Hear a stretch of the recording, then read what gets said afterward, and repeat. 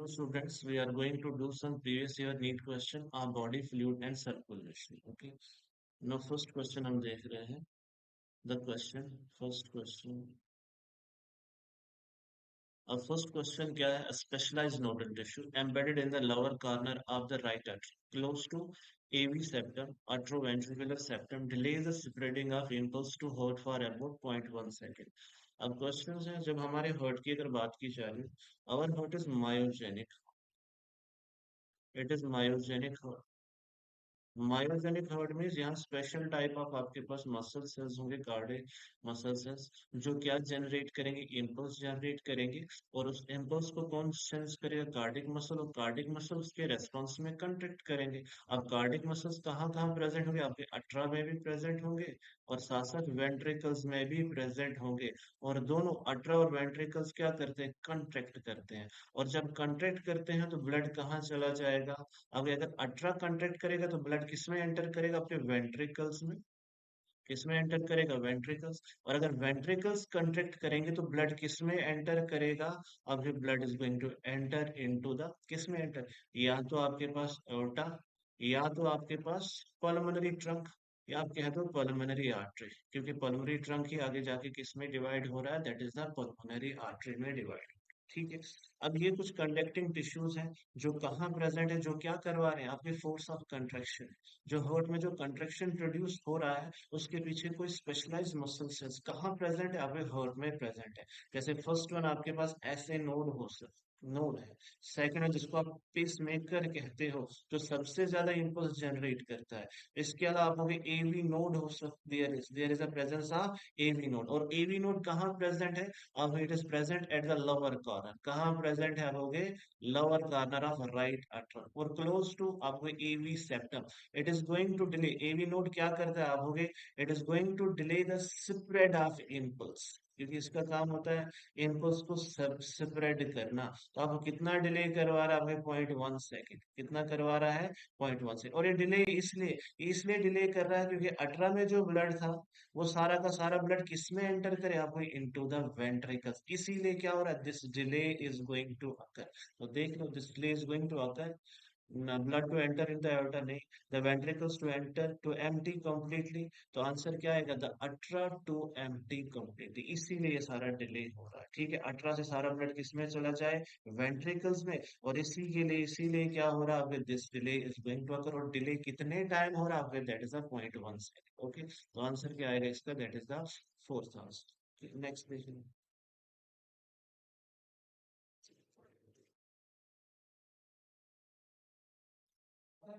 Next देख लो. Next question is all the component of nodal tissues are auto excitable. बिल्कुल बिल्कुल. हर एक क्या कर सकता है? चाहे ऐसे नोड हो आपके पास, ऐसे नोड, ऐसे नोड क्या करेगा? आपके जनरेट करेगा इम्पल्स. और कितना कर सकता है? आपके that is 72 to 75 minutes per second. ठीक है. आपके minutes 72 to 75 beats per second, not beats per minute, not second. That is the beats आपके पर मिनट. ठीक है. दूसरा, अब there is presence of AV node. AV node भी क्या कर सकता है? आप हो गए that is the, it is also going to generate the impulse. और कितना कर सकता है? 50 to 60 के बीच में कर सकता है. 50 to 60 बीट्स पर मिनट. इसके अलावा अब there is a presence of bundle of His. और बंडल ऑफ हिस भी क्या कर सकता है? आपके जनरेट करेगा इम्पल्स. दैट इज 40 to 45 के बीच में करवा. That is 40 to 45 beats per minute. और इसके अलावा हो गया that is a Purkinje fibres. और जब पुरकेंजी फाइबर्स की बात की जा रही है that is 20 to 25 beats per minute. इतना ही जनरेट. और सारे के सारे क्या? They are auto excitable. ठीक है. बट ऐसे नोड की अगर बात की जाए that is the pacemaker. सबसे ज्यादा कोई अगर इम्पल्स जनरेट कर रहा है that is generated by the S A node. और एस ए नोड कितना करवा रहा है? That is 70 to 75. अब देख लो, why does the S A node act as a normal pacemaker? S A node has a lower rate of depolarization. नहीं, क्योंकि ये मैक्सिमम, क्योंकि अगर इम्पल्स जनरेट करवा रहा है उसको आप क्या कह सकते हो? This is also called as, it is going to generate the action potential. क्या जनरेट कर रहा है? Action potential. और एक्शन पोटेंशियल को आप क्या कहोगे? That is also called as depolarisation. क्या कह सकते हो? डीपोलराइजेशन. और इस डीपोलराइजेशन की वजह से क्या हो रहा है, कार्डिक मसल्स कंट्रैक्ट कर रहे हैं। क्या कर रहे हैं, कार्डिक मसल क्या कर रहे हैं, कंट्रैक्ट कर रहे हैं। और जब कार्डिक मसल कंट्रैक्ट करेंगे उसकी वजह से क्या होगा, आगे अल्ट्रा से ब्लड वेंट्रिकल्स, और जब वेंट्रिकल्स में कंट्रैक्ट करेंगे तो वेंट्रिकल्स से ब्लड किस में एंटर करेगा, आगे it is going to enter into the blood vessels. Okay, तो अब क्या कहोगे, ऐसे no is the only component to generate threshold potential, ऐसा नहीं, आप होंगे और भी आपके पास है जो क्या जनरेट कर रहे हैं, आपके they are going to generate the action potential, और जिसके रेस्पॉन्स में क्या कर सकते हैं, हमें कार्डिक मसल्स कंट्रैक्ट कर सकते हैं। ठीक है, आपको ओनली ऐसे नोड तो नहीं है, वहाँ आपके पास एवी नोड भी होगा, बंडल ऑफ फिश भी होगा, और पुरकेंजी फाइबर्स भी होगा। And only SA node, next, only SA node can convey the action potential to others ना। मैंने कहा दूसरे भी तो कर सकते हैं आपके पास। ठीक है, अगर ये काम नहीं करेगा तो आपके पास ऐसे नोड, आपके पास एवी नोड है वो तो काम करेगा। एवी नोड क्या करेगा, फिर एक्शन पोटेंशियल जनरेट करेगा, बट वो जितनी बीट्स प्रोड्यूस करेगा किसके कंपैरिजन में, ऐसे नोड के कंपैरिजन में वो क्या होगी, कम होगी। ठीक है ना, वो कम बीट्स पर मिनट प्रोड्यूस करेगा इन कंपैरिजन टू ऐसे नोड। तो आंसर नेक्स्ट लिख लो, ऐसे node has the highest rate. बिल्कुल, ये सबसे ज्यादा एक्शन पोटेंशियल कौन प्रोड्यूस करेगा, अब जिसकी वजह से आप मैक्सिमम हार्ट बीट शो कर रहे हो, दैट इज 70 टू 75। ओके, तो आंसर क्या आएगा, that is the fourth answer. अब नेक्स्ट देख लो, next is what would be the heart rate of a person in the cardiac output is 5 litres. देख लो पहले, कार्डिक कार्डिक आउटपुट क्या है, हो गया दैट इज 5 लीटर। ठीक है ना, अब कार्डिक आउटपुट क्या, it is the amount of blood pumped by each ventricle per. Cardiac output को क्या कहोगे, it is the maximum amount of blood, या amount of blood, maximum amount of blood, blood pumped by, pumped by कौन pump करेगा, pump by each ventricles, each ventricles, अब that is the per minute. ठीक है, अब आपके पास cardiac output दिया है, तो कार्डिक आउटपुट कितना दिया, हो गया दैट इज 5 लीटर। और कार्डिक आउटपुट को निकालने के लिए जो फार्मूला होगा, तो आप होंगे that is the heart rate.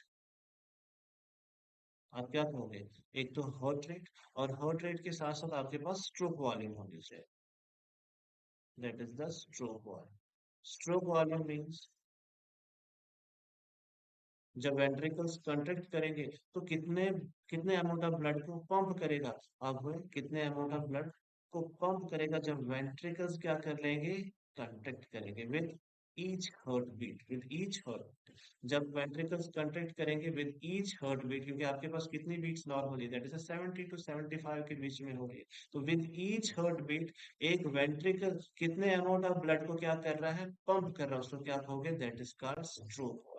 ठीक है, अब आपके पास क्या दे दिया है, blood volume in the ventricles eight the end of diastole, जब आपके पास वेंट्रिकल्स फिल्ड हो गए, ठीक है ना, eight the end of diastole completely filled है, तो आपके पास क्या होगा, दैट इज कितना दिया है, 100 M, that is the 100 M. ठीक है, and at the end of ventricular systole, at the end of ventricular systole कितना दिया है आपके, दैट इज 50 एम। इसका मतलब ventricular systole is that is a stroke volume, ventricular systole किसको represent कर रहा है, हो गया that is a stroke volume. ठीक है, इसका मतलब स्ट्रोक वॉल्यूम आपके पास कितनी है, आपके 50 ml। और हार्ट रेट आपके पास, अब आपको निकालना क्या है, that is the heart rate. Question पूछा गया है, what will be the heart rate, what will be the blood in the ventricles eight the end of, तो आपको निकालना क्या, हमें हार्ट रेट निकालना है। तो कार्डियक आउटपुट आपके पास कितनी दी है आपके, दैट इज 5%। अब हार्ट रेट आपके पास है नहीं, तो किससे मल्टीप्लाई करोगे, स्ट्रोक वॉल्यूम, स्ट्रोक वॉल्यूम कितनी है आपकी, 50 ml, इतनी है आपके पास। ठीक है ना, इट इज 50 ml। तो आप क्या करोगे, हार्ट रेट किसके बराबर आएगा, इज इक्वल टू, आप करोगे 5,000 ml अपॉन 50 ml, यही होगा। तो आप इसको डिवाइड करना, तो आपके पास क्या आएगा, दैट इज 100। तो इसका मतलब हार्ट रेट कितनी आ गई आपके, that is 100 beats per minute. Clear है, तो यहाँ जो आपके पास दिया है कार्डिक आउटपुट दिया, कार्डिक आउटपुट क्या हुआ, it is amount of blood pumped by each ventricle per और कार्डियक आउटपुट को कैसे निकालोगे, heart rate into stroke volume. और स्ट्रोक वॉल्यूम मीन्स आपके पास जब stroke volume per heart beat, हमारा जो वेंट्रिकल है वो कितने अमाउंट ऑफ ब्लड को पंप कर रहा है, तो उसको क्या कहोगे, that is called stroke volume. ठीक है, और स्ट्रोक वॉल्यूम कितनी है आपके पास, आपके 50 ml, तो यहाँ अप्लाई कर लो तो आपके पास आंसर क्या आएगा, दैट इज 100 ml। ओके,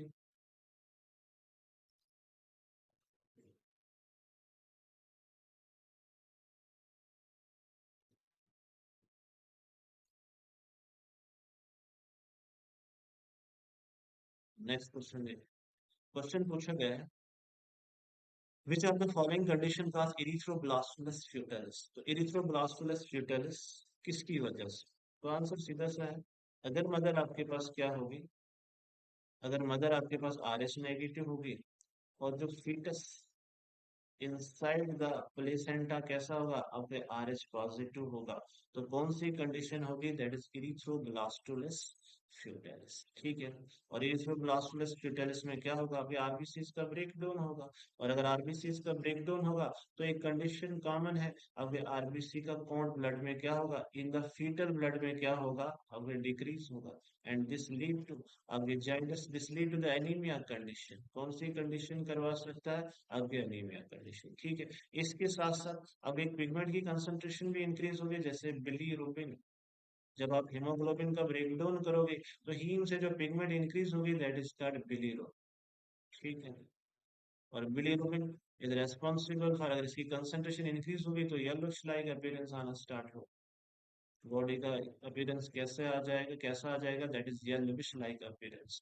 और एनीमिया, और एनीमिया अगर this lead to the decrease in RBC count, उसकी वजह से anaemia, and this also lead to the jaundice, कौन सी कंडीशन करवाएगा, जाइंडिस, और जाइंडिस में क्या हो रहा है, आपके आरबीसी का काउंट डिक्रीज हो रहा है, और ये कब हो रहा है, अगर मदर आपके पास क्या होगी, आर एच नेगेटिव, और फीटस आपके पास क्या होगा, आर एच पॉजिटिव, तो होता क्या है, जब मदर, तो अभी इसके फीटस की जो आरबीसी है इसके खिलाफ एंटीबॉडीज की फॉर्मेशन हो रही है, और वो एंटीबॉडीज कहाँ एंटर करें आपके, that is going to enter into the foetus through the placenta, कहां से एंटर करेंगी, प्लेसेंटा से, और जब प्लेसेंटा से एंटर कर लेंगी तो किसकी किलिंग कर देगी, अब उसके आरबीसी सेल की किलिंग कर देगी, और जब आरबीसी सेल की किलिंग होगी तो अब आरबीसी काउंट क्या होगा, डिक्रीज होगा, तो उसकी वजह से दिस लीड टू द जाइंडस, और जाइंडस में क्या हो रहा है, एनीमिक कंडीशन हो गई है। ठीक है, और दूसरा आपने दिया रखकर द येलोविश, जो उनकी जो बॉडी का कलर होगा वो कैसा हो जाएगा, येलो लाइट कलर हो जाएगा, तो this is also the case of, तो ये कब हो सकता है, during the erythroblastosis fetalis. Okay, अब नेक्स्ट देखो आंसर क्या आएगा इसमें, mother is Rh positive, no, mother जब आरएच नेगेटिव होगी और फीटस आपका क्या होगा, that is Rh positive, that is second answer, this is the answer. Okay, अब नेक्स्ट क्वेश्चन देखिए, which of the following is associated with decrease in cardiac output, अब cardiac output को आप कैसे डिक्रीज करोगे, जैसे मैंने कहा था नर्वस या कार्डिक आउटपुट को आप कैसे डिक्रीज करोगे, अब इसके लिए जो मैकेनिज्म है आपके पास, यानी हार्ट रेट, जब हार्ट रेट आपका डिक्रीज होगा तो कार्डिक आउटपुट भी डिक्रीज होगा, और अगर हार्ट रेट डिक्रीज होगा तो आपका कार्डिक आउटपुट भी क्या होगा, डिक्रीज। ठीक है ना, अगर हार्ट रेट इंक्रीज होगा तो कार्डिक आउटपुट भी क्या होगा, आपके इंक्रीज हो जाएगा। ठीक है, अब आप कहोगे इसको रेगुलेट करने के लिए, one there is the mechanism, उसको क्या कहोगे, दैट इज कॉल्ड, जो न्यूरल मैकेनिज्म है, जो आपके पास जो आपके हार्ट को जो कंट्रोल कर रहा है, that is a CV centre, cardiovascular centre, वो कहाँ प्रेजेंट है, आपका मेडुला ओब्लांगेटा, और मेडुला ओब्लांगेटा की अगर बात की जाए, ये दो तरीके से हार्ट रेट को कंट्रोल कर सकता है। ठीक है ना, या तो इंक्रीज करेगा या तो डिक्रीज करेगा, उसके लिए एक तो सिंपैथेटिक नर्वस सिस्टम, और दूसरा कौन सा आप हो गया, that is a parasympathetic nervous system, और सिंपैथेटिक नर्वस सिस्टम क्या करेगा, it is going to increase the heart rate, और अगर हार्ट रेट इंक्रीज हो गया तो आपकी कार्डियक आउटपुट भी क्या होगी, इंक्रीज हो जाएगी, जितना ज्यादा हार्ट रेट इंक्रीज होगा उतना ज्यादा कार्डियक आउटपुट भी क्या होगी, इंक्रीज होगी, और पेरिफेरल नर्वस सिस्टम क्या करेगा, अपने हार्ट रेट को डिक्रीज करेगा, कैसे डिक्रीज करेगा, ये एक न्यूरोट्रांसमीटर का रिलीज करता है, that is called acetylcholine, और एसिटाइल कोलिन क्या करेगा, it is going to act as inhibitory, और जिसकी वजह से हार्ट रेट क्या होगा, डिक्रीज होगा, और अगर हार्ट रेट डिक्रीज हो गया तो कार्डियक आउटपुट भी क्या होगी, डिक्रीज हो जाएगी। ठीक है, अब सिंपैथेटिक नर्व्स नहीं, थ्रू द सिंपैथेटिक नर्व्स, कभी इसको sympathetic nerves are responsible for increase in heart rate, और अगर हार्ट रेट इंक्रीज होगा तो आप कहोगे कार्डियक आउटपुट भी क्या होगा, इंक्रीज हो जाएगा। ठीक है ना, क्योंकि वो किस पे डिपेंड कर रहा है, stroke volume into heart rate. Heart rate को आपने इंक्रीज कर दिया तो उसकी वजह से आपका कार्डियक आउटपुट भी क्या होगा, इंक्रीज हो जाएगा। ठीक है, क्योंकि मैंने फार्मूला पहले बता दिया, that is a cardiac output equal to आपके heart rate into stroke volume. ठीक है, अगर हार्ट रेट इंक्रीज होगा तो आपके पास मान के चलो कोई स्ट्रोक वॉल्यूम आपके पास मान के चलो आपने 50 ले ली, आपने 100 यहाँ ले लिया, तो आपने इसको मल्टीप्लाई कर दिया, दैट इज अ 5 लीटर। और अगर आपने हार्ट रेट को डिक्रीज कर दिया, मान के चलो 50, 50 into 50 करोगे तो आपके पास 2500 आ जाएगा। तो अब हुई दैट इज द, अगर हार्ट रेट कम होगा तो कार्डियक आउटपुट भी क्या होगा, डिक्रीज होगा, और हार्ट रेट इंक्रीज होगा तो कार्डियक आउटपुट भी क्या हो जाएगा, इंक्रीज होगा। तो आंसर क्या आएगा, that is the second. Second is a parasympathetic, that is the nervous system, it is going to decrease the heart rate. और अगर हार्ट रेट को डिक्रीज कर रहा है तो कार्डियक आउटपुट को भी क्या कर लेगा, डिक्रीज कर। अब नेक्स्ट देख लो, next match the following, match the following में कुछ क्वेश्चंस पूछे हैं आपके पास। इथेनोफिल्स, अब इथेनोफिल्स क्या है आपके, they are the granulocytes. Basophils भी आपके पास ग्रेन्युलोसाइट्स, ठीक है। न्यूट्रोफिल्स भी आपके पास ग्रेन्युलोसाइट है। लिम्फोसाइट्स क्या होंगे, दे आर ए ग्रेन्युलोसाइट। अब इथेनोफिल्स, उनका रोल क्या है, दो रोल्स है, फैगोसाइटोसिस में भी हेल्प कर रहे हैं। इथेनोफिल्स के क्या क्या फंक्शन है, अब इथेनोफिल्स के क्या फंक्शन है, एक तो फैगोसाइटोसिस,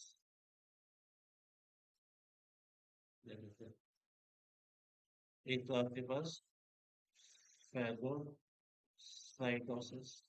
और दूसरा आपको एंडोपेरिस्टिक इन्फेक्शन, इन्फेक्शन या एलर्जिक रिएक्शन, एंडोपेरिस्टिक इन्फेक्शन। अब इस एनोफिल की अगर बात की, इम्यून रेस्पॉन्स, देखो immune response they are not going to recognise, ये किसको रिकॉग्नाइज नहीं करते, आप किसी एंटीजन को रिकॉग्नाइज तो नहीं कर सकते, इसलिए इनका कोई response, they are not going to provide the immune response. ठीक है, दूसरा फैगोसाइटोसिस तो करते हैं, ठीक है, they are also responsible for phagocytosis. ठीक है, बिल्कुल कर सकते हैं। रिलीज हिस्टामाइनिस डिस्ट्रक्टिव एंजाइम, बिल्कुल they are going to release an enzyme that is called histaminase, that is histaminase. दूसरा, रिलीज ग्रेन्यूल कंटेनिंग हिस्टामिन।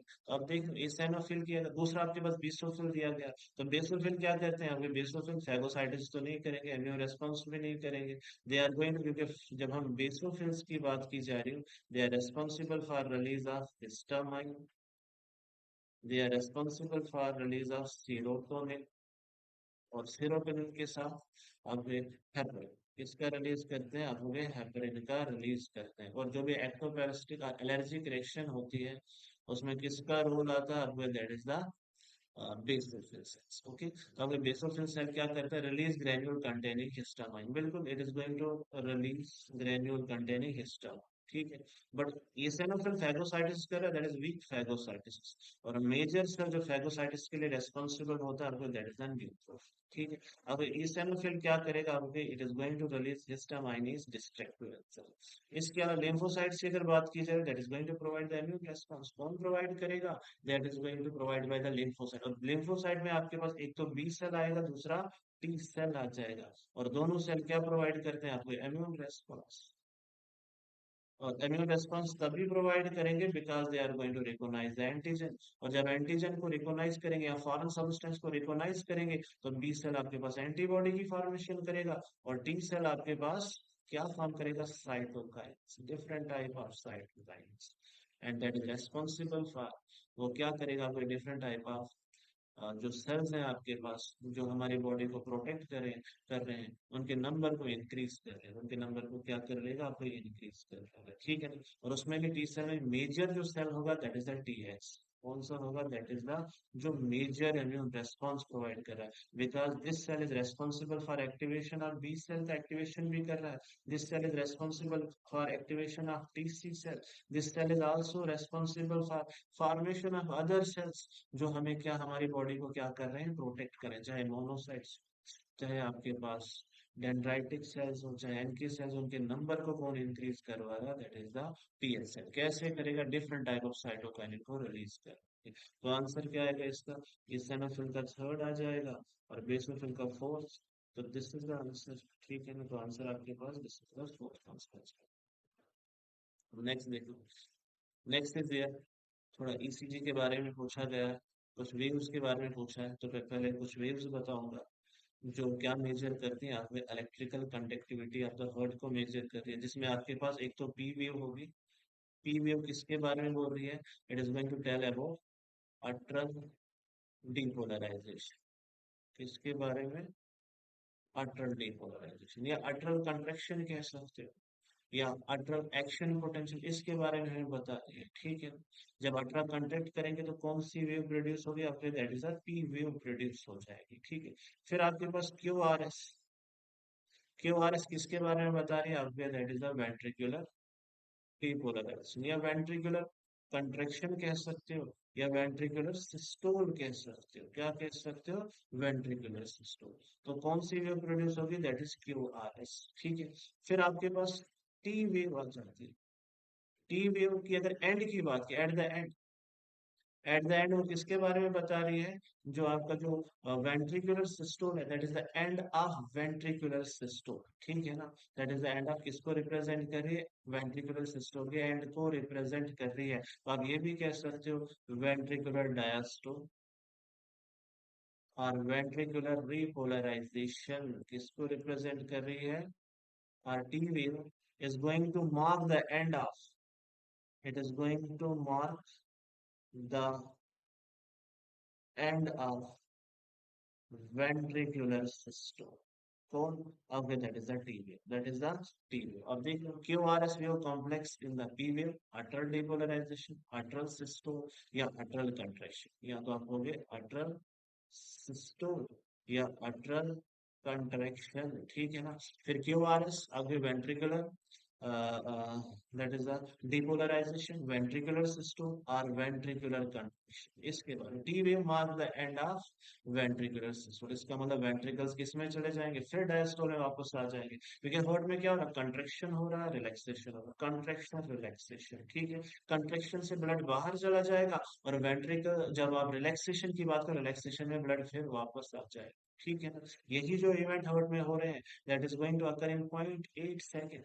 एक साइकिल कितने टाइम में कंप्लीट हो रहा है, 0.8 second, that is called cardiac cycle. पहले contract होगा फिर रिलैक्स, कंट्रैक्ट में ब्लड बाहर जाएगा और रिलैक्सेशन में ब्लड वापस आ जाएगा हार्ट में, ठीक है ना। और ये जो कंप्लीट साइकिल ये कितने टाइम में होगा, दैट इज 0.8 सेकेंड में होगा, ठीक है ना। तो और इसीलिए क्यू आर एस इसको रिप्रेजेंट कर रहा है, और टीवीएम किसको रिप्रेजेंट करेगा, जो आपके पास जो वेंट्रिकल्स है, जो वेंट्रिकल्स किसमें चले, रिपोलराइजेशन, ठीक है ना, वेंट्रिकुलर रिपोलराइजेशन, और it mark the end of ventricular system. तो आंसर क्या आ जाएगा, depolarization of ventricles, बिल्कुल आप, that is the depolarization of ventricles। okay, next देखिए,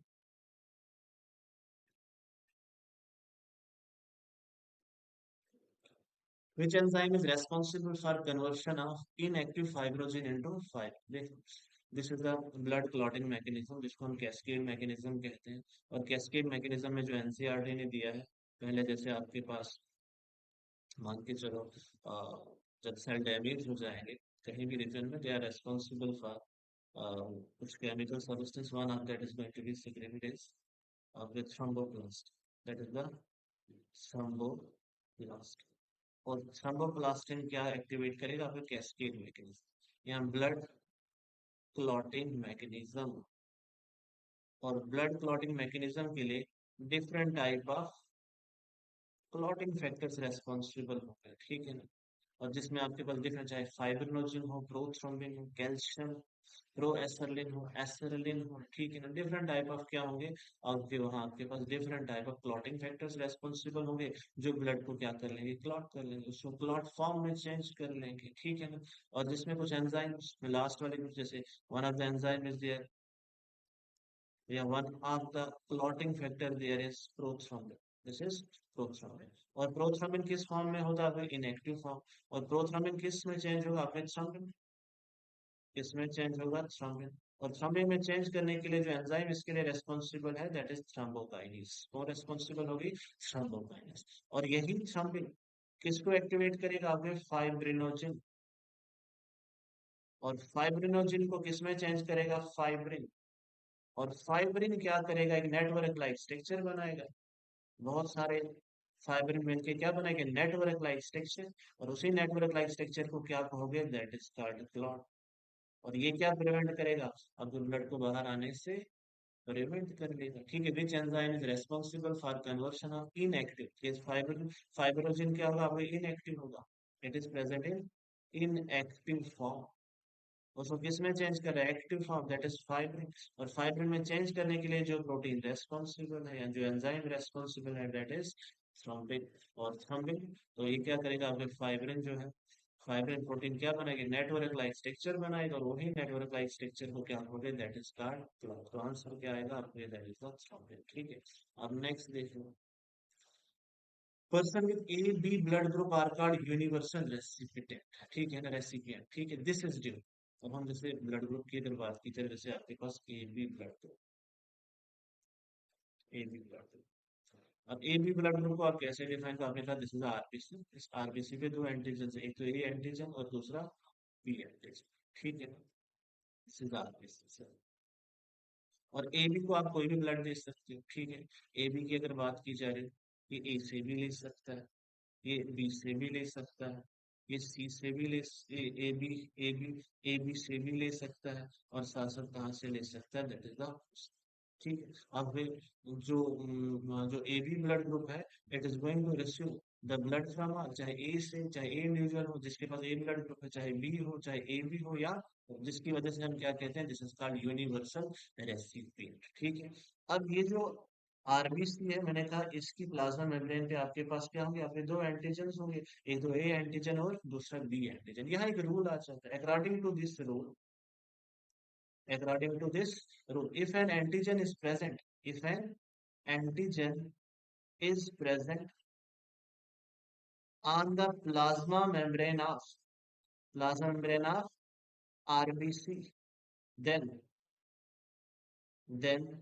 its corresponding antibody, then its corresponding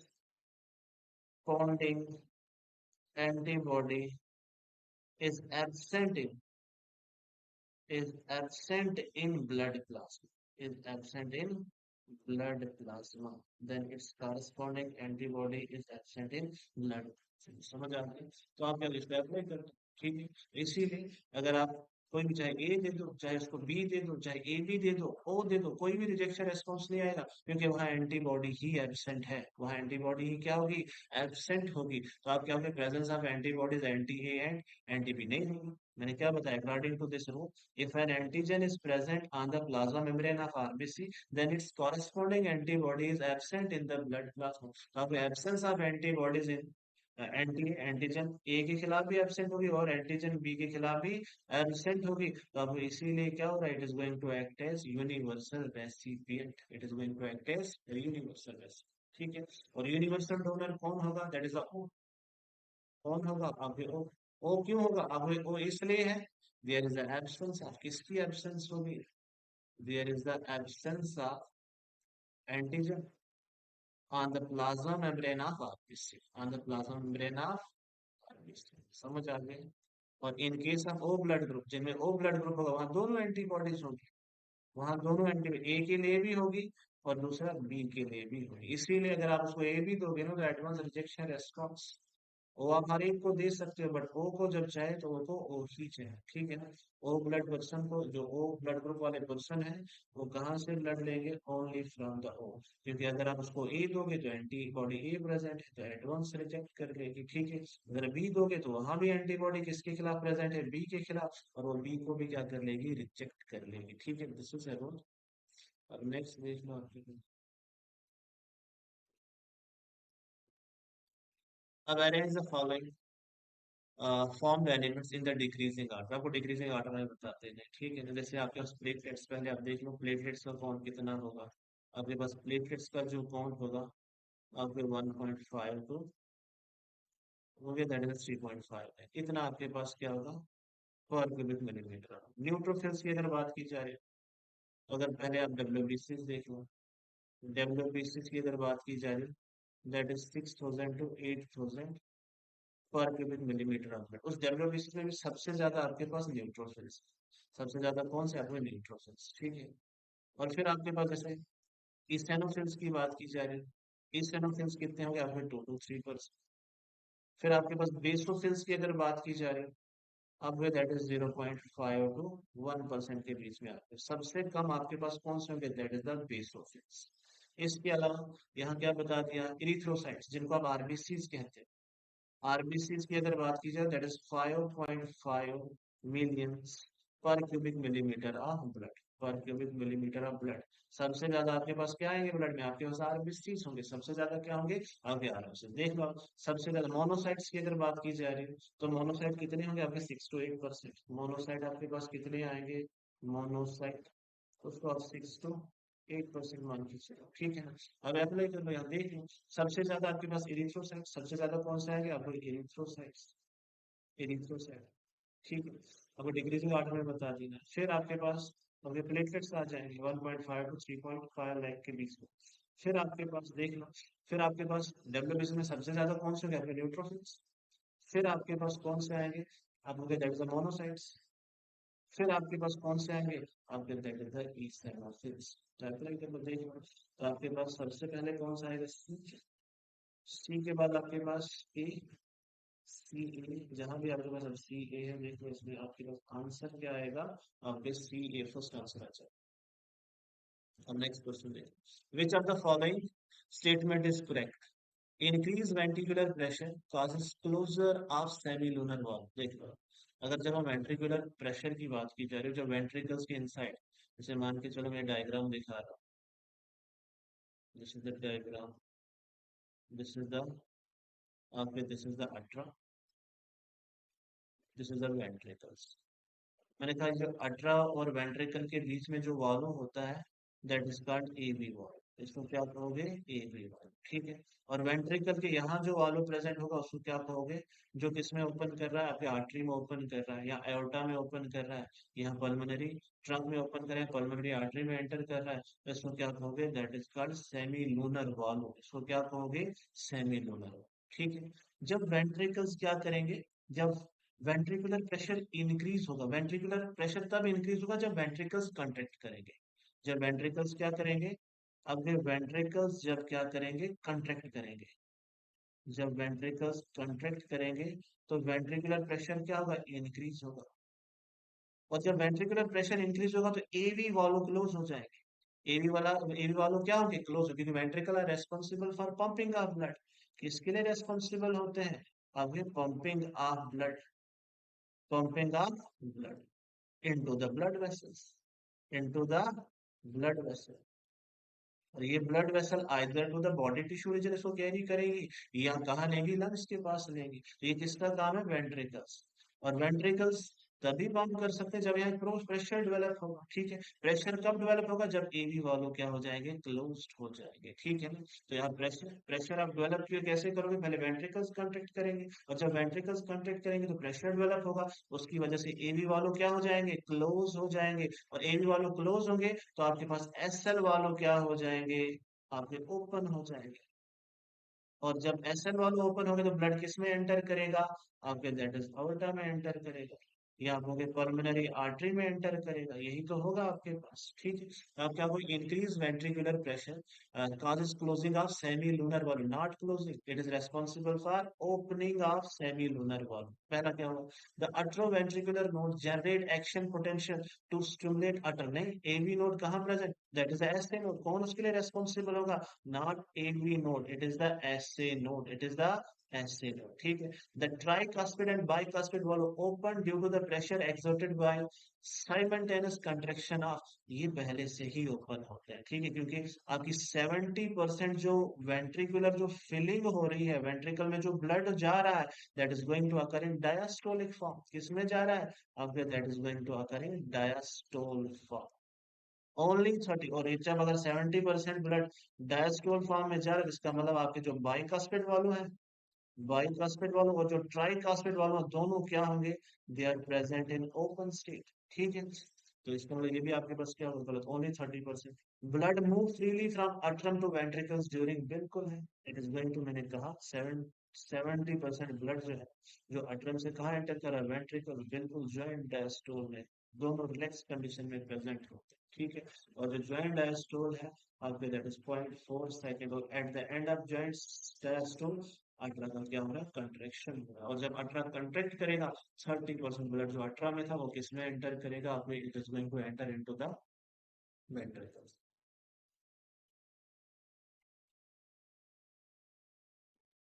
अब नेक्स्ट क्वेश्चन देखिए, given below are the two statements. अब clot का पूछा गया, the statement the coagulum is formed of network of thread called thrombin, मैंने पहले कह दिया थ्रोम्बिन से तो नहीं बने, किसकी वजह से फॉर्म होगा, अब ये देखो, द फाइब्रिन, फाइब्रिन क्या बनाएगा, नेटवर्क लाइक स्ट्रक्चर, उसी को क्या कहोगे, दैट इज कॉल्ड क्लॉट। इसका मतलब फर्स्ट स्टेटमेंट आपका रॉन्ग है। स्प्लीन इज अ ग्रेवयार्ड, बिल्कुल, स्प्लीन में क्या हो रहा है, आरबीसी की किलिंग हो रही है। ठीक है ना, तो आप क्या कहोगे, spleen is going to be the graveyard of erythrocyte. तो आंसर क्या आएगा, statement first is incorrect and statement second is correct, तो फर्स्ट आंसर इसका आंसर होगा। ठीक है, अब नेक्स्ट क्वेश्चन देखिए, आपके पास इसेनोफिल्स यानी परसेंटेज पहले ही बता दी, इसेनोफिल्स कितने होंगे आपके, 2 to 3% आपके पास होंगे। ठीक है, लिम्फोसाइट्स कितने होंगे, दैट इज 20 to 25%। न्यूट्रोफिल्स कितने होंगे आपके, 60 to 65%, और मोनोसाइट्स कितने होंगे, 6 to 8%। तो आंसर क्या आएगा इसका, ए का आपके पास सेकंड, सेकंड, इसके बाद थर्ड, सेकंड थर्ड, तो थर्ड आंसर आ सकता है, थर्ड आंसर। ओके, नेक्स्ट देख लो, कुछ ईसीजी के बारे में फिर बताया गया है, तो आप देख लो, पी वेव्स, मैंने कहा था पहले, पी वेव्स क्या करेंगे आपके, अटरल कंट्रैक्शन, या तो पी वेव्स क्या करेंगे आपको, वे अटरल कंट्रैक्शन करवा सकते हैं, या अटरल सिस्टोल करवा सकती है, या अटरल डिपोलराइजेशन कह सकते हो। ठीक है, इसी तरीके क्यूआरएस वेव के बारे में बता दिया था, क्यूआरएस वेव्स क्या करेंगी वो भी बता दिया था, वेंट्रिकुलर सिस्टोल, वेंट्रिकुलर कंट्रैक्शन, और वेंट्रिकुलर डिपोलराइजेशन, ये तो हो सकता है। और T wave is going to mark the end of, या वेंट्रिकुलर डिपोलराइजेशन की बात कर सकते हो। अब देख लो P wave, P wave is going to represent depolarization of atria, बिल्कुल depolarization of अल्ट्रा कर लेगी। क्यूआरएस में depolarization of ventricles, ठीक है ना। इसके बाद टी वेव्स, टी वेव्स को क्या हो गया, रिपोलराइजेशन ऑफ, और एंड ऑफ टी वेव्स किसके लिए रेस्पॉन्सिबल होगा, एंड ऑफ सिस्टम। ठीक है ना, एग्जैक्टली दिया है, T wave repolarisation of ventricles. ठीक है ना, एंड ऑफ टी वेव मैंने पहले ही बता दिया, एंड ऑफ टी वेव क्या करेगा, अब mark the end of, mark the end of ventricular system. ठीक है, तो आंसर क्या आएगा इसका, देख लो, इसमें पी का आपके पास क्या आएगा, that is the third, P का आपके पास थर्ड आ जाएगा, एक ही ऑप्शन है आपके पास, that is the fourth, that is the fourth. Okay, अब नेक्स्ट देखिए, next is there, which of the following statement are correct, मैंने पहले बोला था कि परसेंटेज की बात की थी, मैंने कहा था सबसे कम आपके पास बेसोफिल्स होंगे, सबसे कम कौन से होंगे, बेसोफिल्स। बेसोफिल्स कितने होंगे, मैंने कहा था दैट इज 0.5 to 1% के बीच में आपके पास सबसे कम आपके पास बेसोफिल्स। इसने क्या बताया, basophils are the most abundant cells of developed basil, it is a wrong statement. Basophils secrete, मैंने कहा था बेसोफिल बिल्कुल सिक्रीट करते हैं, क्या क्या सिक्रीट करते हैं, हिस्टामाइन, हेपरिन, और सेरोटोनिन सिक्रीट करते हैं, बिल्कुल, they are responsible for secretion of histamine. Histamine क्या करेगा, वासोडाइलेशन, सेरोटोनिन वासो कंस्ट्रिक्शन, और हेपरिन क्या एक्ट करता है, anticoagulant. Basophil are involved in inflammatory reaction, बिल्कुल, एलर्जिक रिएक्शन में इन्फ्लेमेशन के लिए कौन, इन्फ्लेमेटरी रेस्पॉन्स के लिए कौन रेस्पॉन्सिबल होगा, that is the basophil. Basophil have the kidney shape, नहीं, किडनी शेप न्यूक्लियस इनका होगा नहीं, इनका न्यूक्लियस बाइलोब्ड होगा, but it is not differentiated. Basophils are a gran, it is not a granulocyte, they are the granulocyte. इनमें छोटे छोटे granules होंगे, उनमें क्या प्रेजेंट होंगे, जो आप माइक्रोस्कोप से देख भी सकते हो, उसमें क्या प्रेजेंट होंगे, there is a presence of histamine, serotonin and heparin. तो आंसर क्या है इसका, B and C, that is the B and C answer. Okay, okay, thank you.